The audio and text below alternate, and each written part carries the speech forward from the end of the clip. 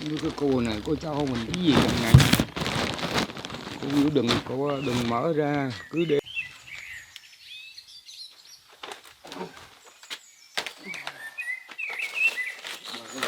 trồng cái rau ăn chứ không trồng rau lấy gì đâu ăn.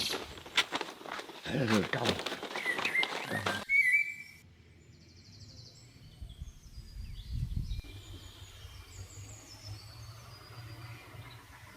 nhân ơn.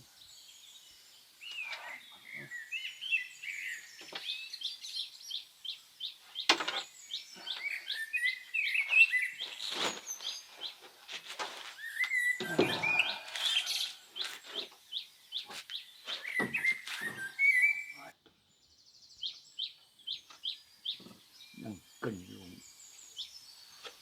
thấy đừng đó.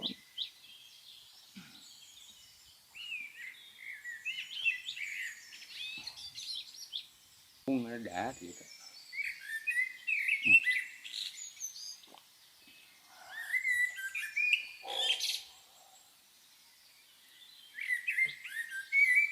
Đang cho qua chàng kinh.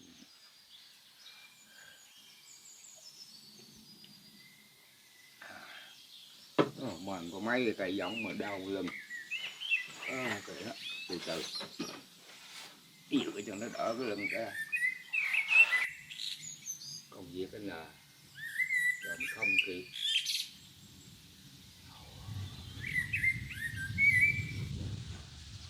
Trồng có chăm tứ rồi cho kỹ không thôi nó chết hết, nắng quá rồi nó chết hết, lan quạng là nó chết không còn. Đã uống nước nữa, tới đầu nó tới, từ từ làm hoài rồi cũng xong.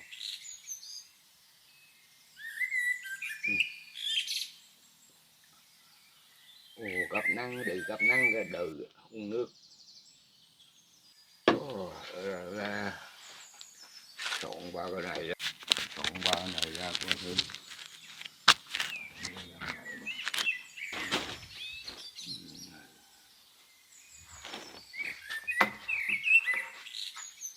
Đừng thấy vậy nó mát và nông quá.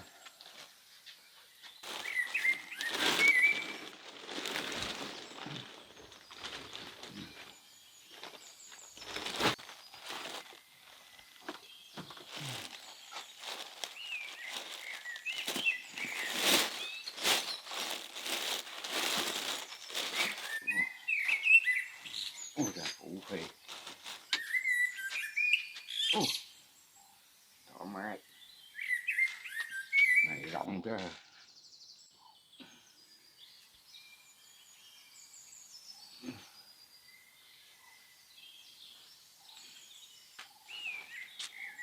Mũi cát.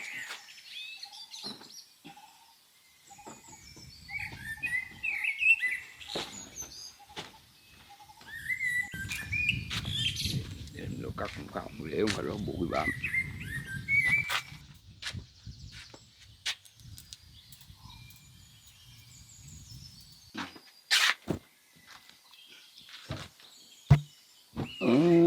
Thấm rồi. Có cả mũi. Lạnh này nó không lạnh, đắp đỡ mũi cắn.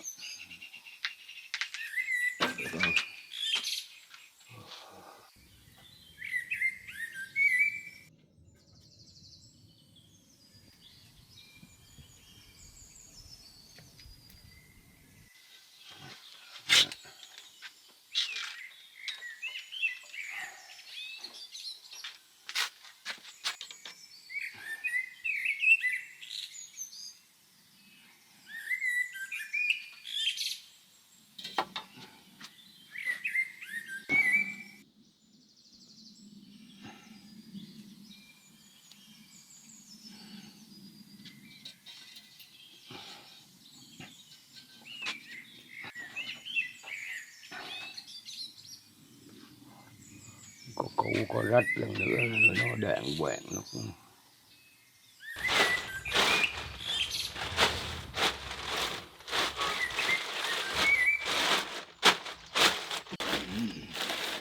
Để đây cắt này. Có cái gì sao lỡ có cái gì đựng cơ. bỏ có đồ bỏ hồi lỡ có gì cũng có đồ đựng phí.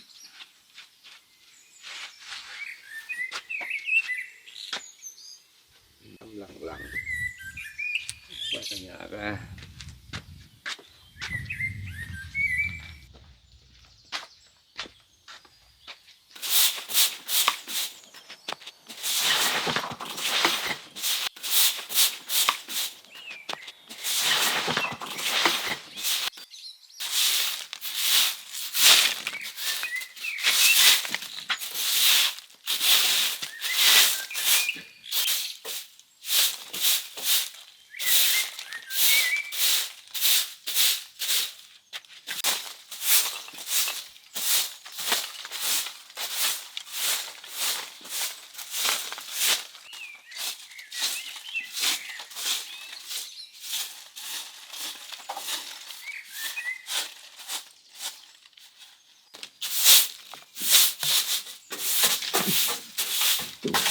bụi đã còn dưới vậy đó, thịt nó hết trơn rồi mà.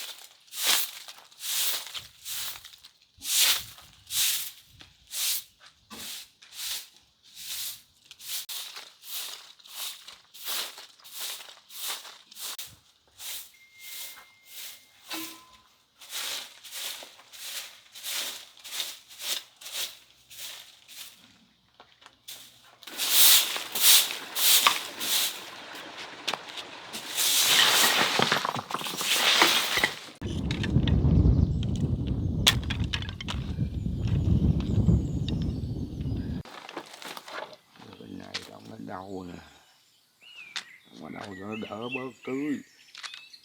Trồng như cái chỗ rửa chén kìa, rửa ra nước nó xuống mới đỡ tưới bớt, trong thôi trời lẹn qua tưới trầm tay rồi nó chết hết. Trồng cái đường đó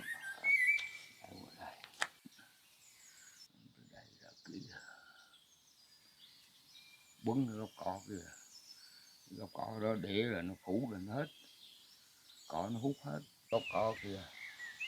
Mới phép rồi mà bây giờ nó lên tới cỡ đó rồi. Nhổ cỏ là nhổ cho tận gốc, còn cái gốc nó lên miết rồi. Cỏ nó hơi đuối, mà cái đuối cũng phải đèo, khổ cỡ nào cũng phải đèo, không đều là trồng không được, cỏ nó hút hết. Rồi cứ ai đi dọn hoài, năng quá mà ra đầu gốc cỏ cái đừ cái hết trồng đổi. Là làm cái này trước có thể lựa cái nào nó ngắn cắt rồi đóng nữa.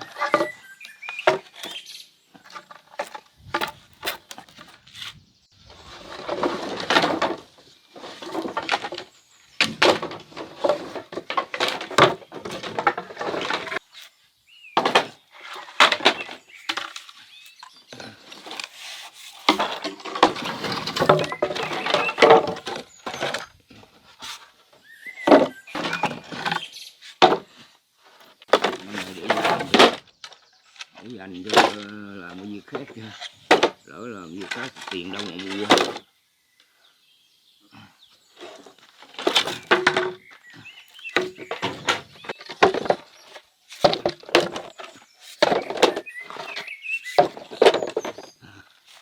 Cái này còn dùng.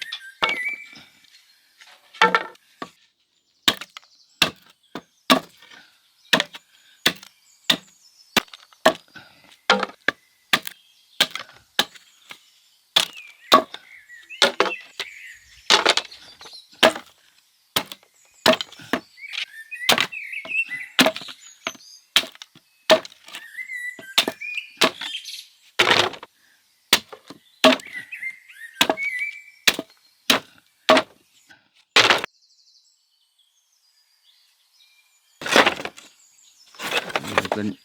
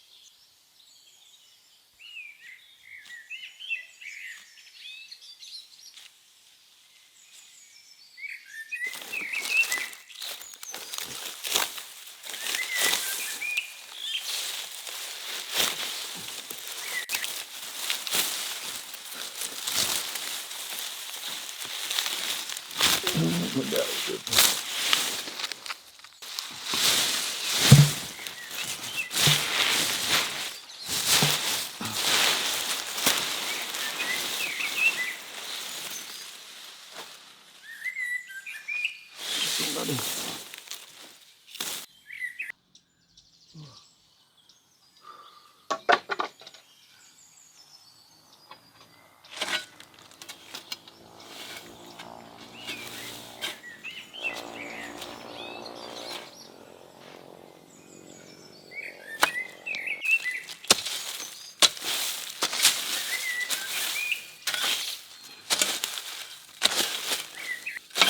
Nó có kinh.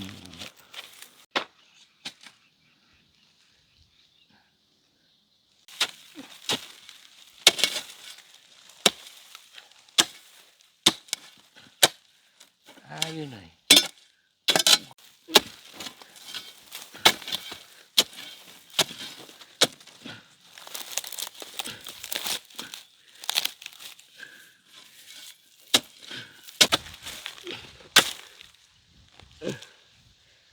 rồi lắm.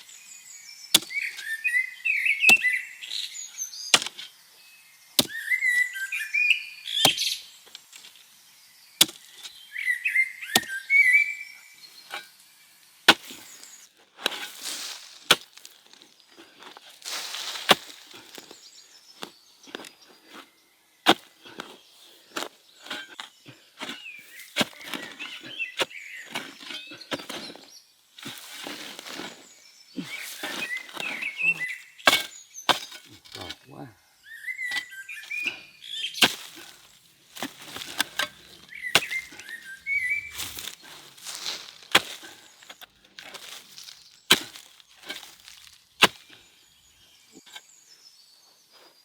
Được cái này.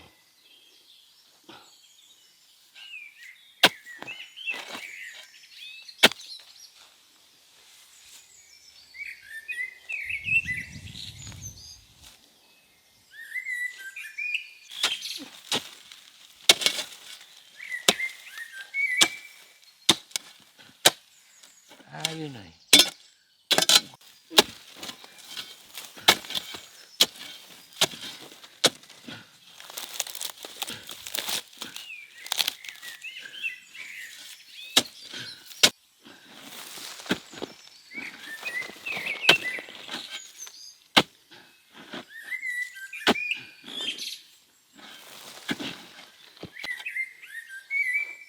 được cái này.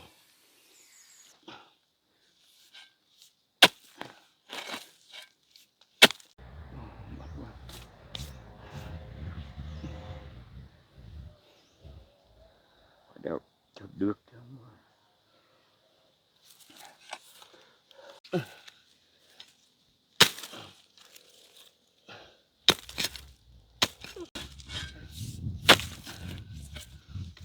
Không đâu, nó là mưa xuống đây, đây ngỡ biết cái nhà luôn.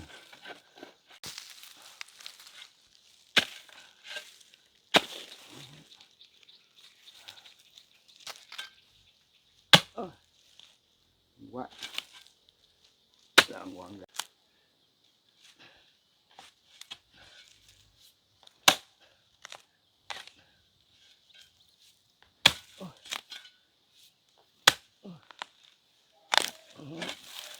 Đấy lần lần.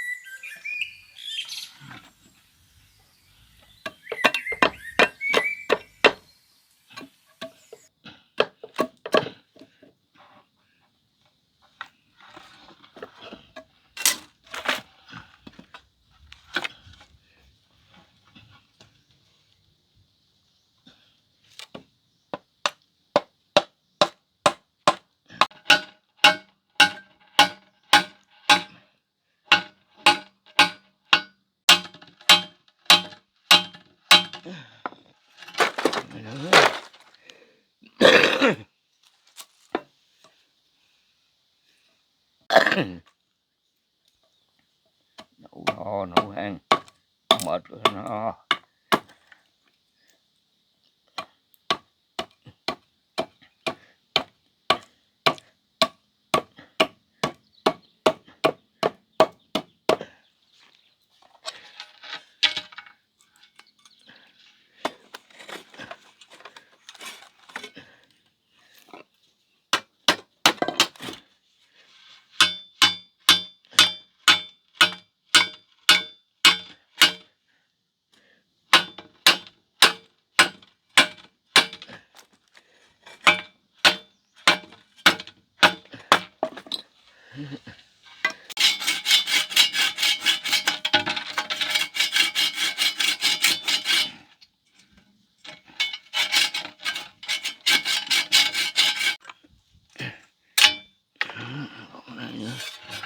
Nữa.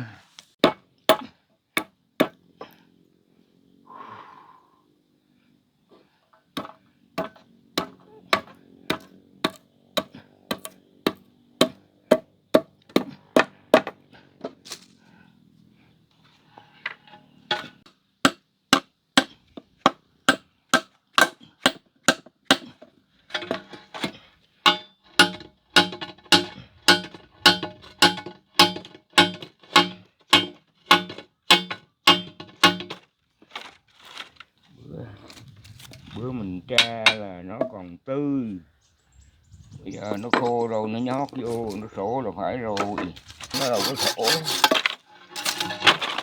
mình không trách.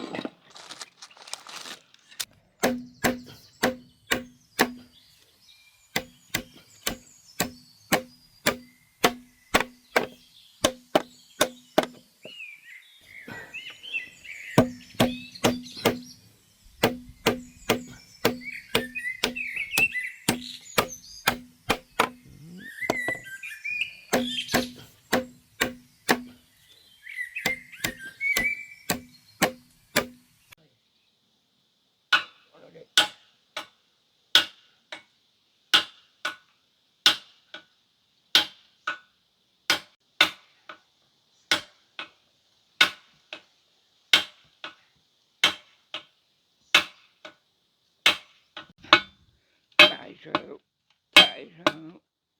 sao thôi nó đi thách mày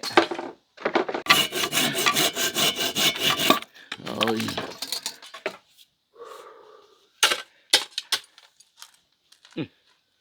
Mày sổ nữa đi. Mệt quá.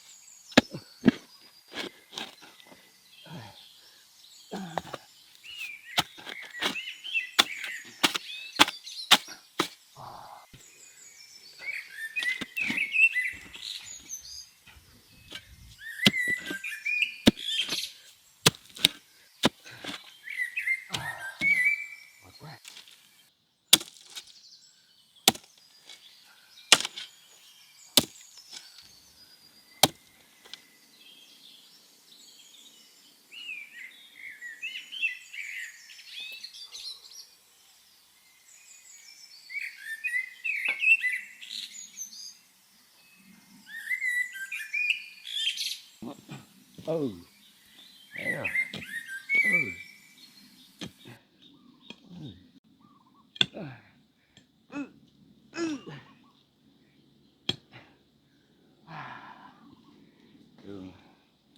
Đường không khó gì ngăn sông cách núi, chỉ khó cho lòng người ngại núi e sông, khó cả ơi.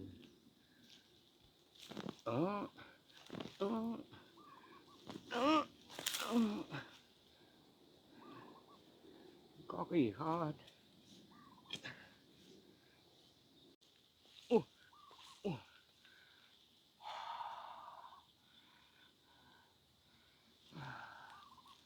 Có cái gì khó hết.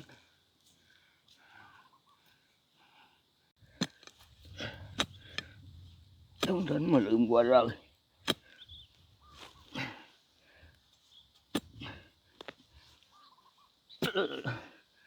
Lượm cho có chí hơn người trèo cao.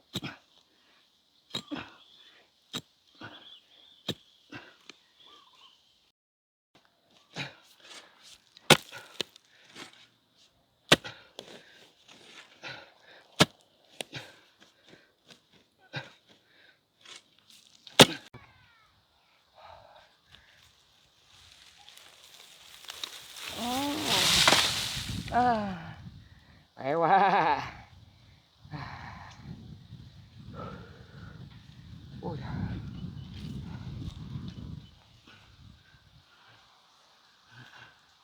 Có gì đâu.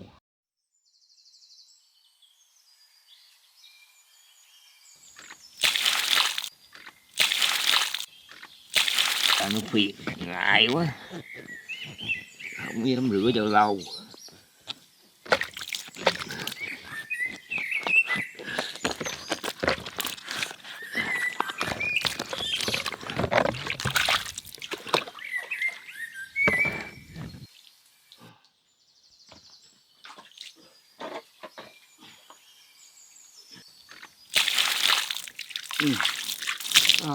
Mát quá.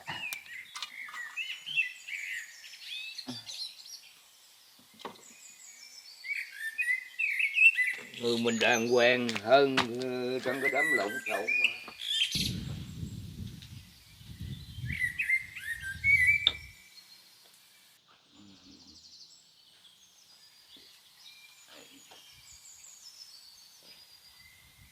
Này, cái ngang qua.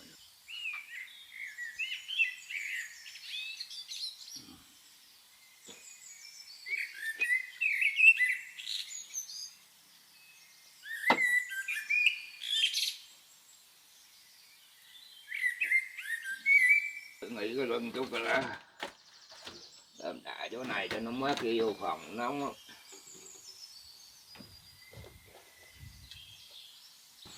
Ý vậy. Trò quá. Quá ngon.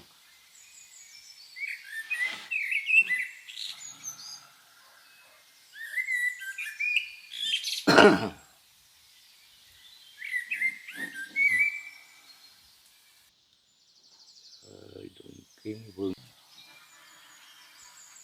cách theo lại ngoài này không biết là ngoài tới chẳng ăn tới nước rồi không biết là có gán từ từ qua mấy ngày tới rồi tính.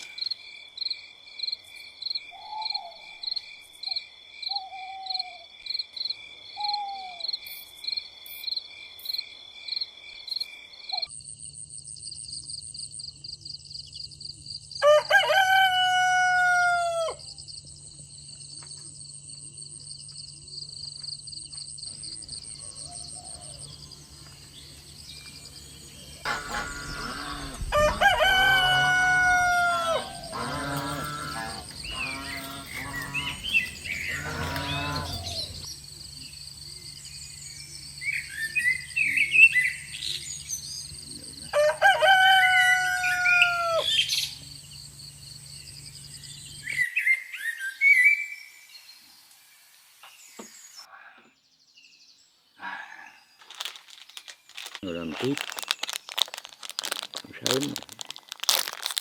Ôi trời, la ngon nữa.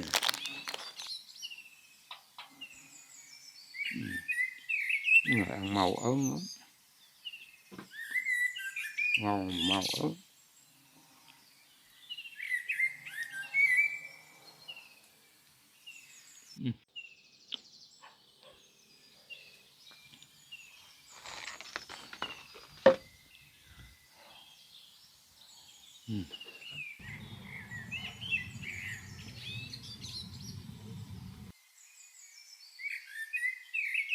Trồng lần cái rau này cái đó, mấy cái này mà nó lên đàng hoàng các cá gùi thì bán được, còn ăn từ từ được làm lần chứ làm một lần sao kịp.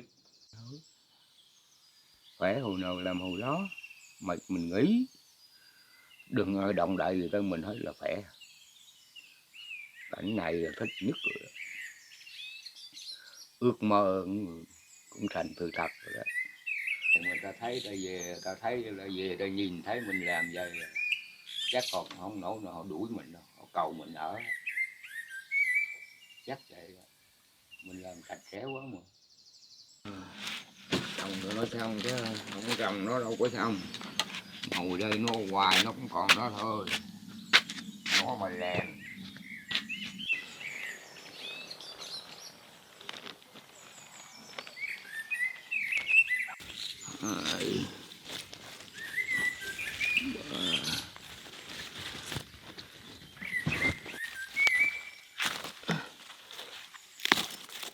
Bốn năm thiếu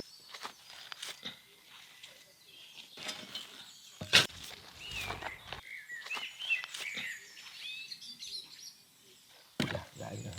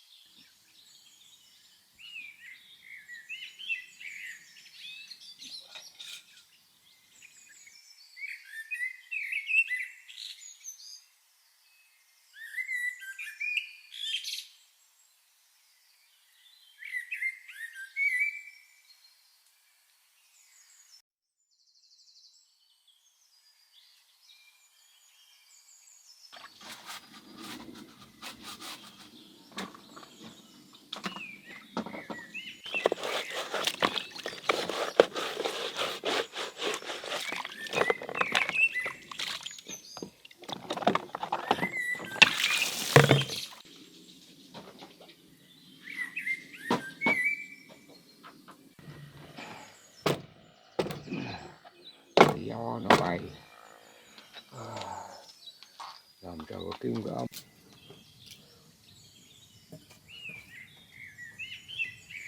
Được hàng rau thấy nó cũng vững rồi đó. Chút bữa nó cũng có rau ăn. Chén có một cái chén cũng có chỗ để rồi.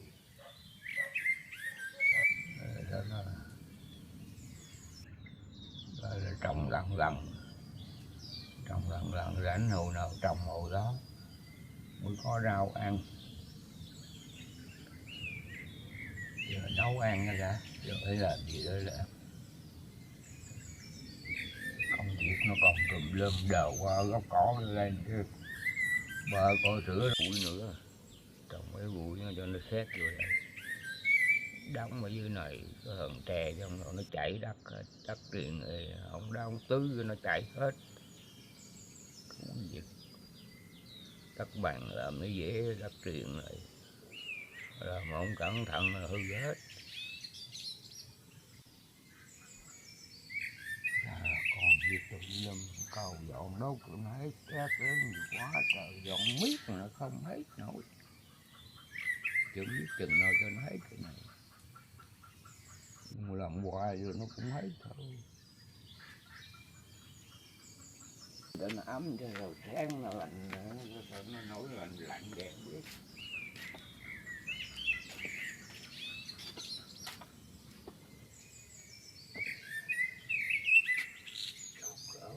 Ấm. Người nó yếu cái độ cưng.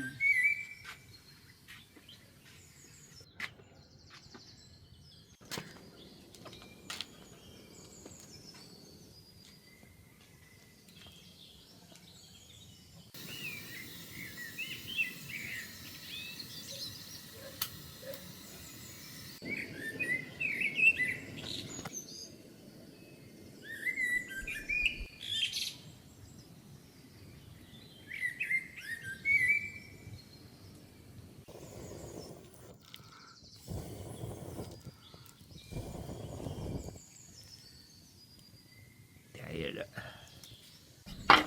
Sao mình trơm ăn.